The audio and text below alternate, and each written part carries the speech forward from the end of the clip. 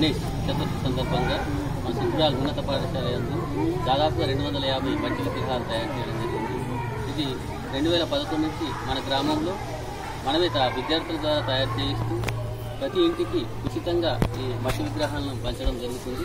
ముఖ్యంగా ప్రస్తుతం ఉన్నటువంటి సమస్యల్లో పిఓపితో తయారు చేసినటువంటి విగ్రహాలను ప్రతి గ్రామంలో ప్రతిష్ఠించి పూజిస్తున్నారు. వాటిని మనము చెరువులో కానీ నదిలో కానీ మనము నిమజ్జనం చేయడం వల్ల ఆ నీరు కలుషితమై దాంట్లో జీవించేటటువంటి జలచరాలన్నీ కూడా చనిపోవడం జరుగుతుంది. అదేవిధంగా నీటి కాలుష్యం కూడా జరుగుతుంది. దానికి ప్రత్యామ్నాయంగా మనందరం కూడా మట్టి వినాయకుల్ని పూజించి ఈ విగ్రహాన్ని మనం ఒకవేళ నిమజ్జనం చేసినట్లయితే మనం చెరువులో కానీ నదులలో కానీ ఉన్నటువంటి నీరు శుద్ధి అవ్వడమే కాకుండా దాంట్లో జీవించేటువంటి ప్రాణులకు మనం హాని కల్పించకుండా మనం ఉన్న వాళ్ళమవుతాం. కాబట్టి ప్రతి ఒక్కరు కూడా తప్పనిసరిగా వినాయక చవితి సందర్భంగా అందరూ కూడా మట్టి వినాయకుల్ని పూజించి వాటిని తప్పనిసరిగా మన గ్రామంలో ఉన్నటువంటి చెరువుల్లో కానీ నదిలో కానీ నిమజ్జనం చేయాలి. దానివల్ల మన అందరం కూడా పర్యావరణాన్ని హాని కలగకుండా పర్యావరణాన్ని కాపాడిన వాళ్ళం అవుతాం.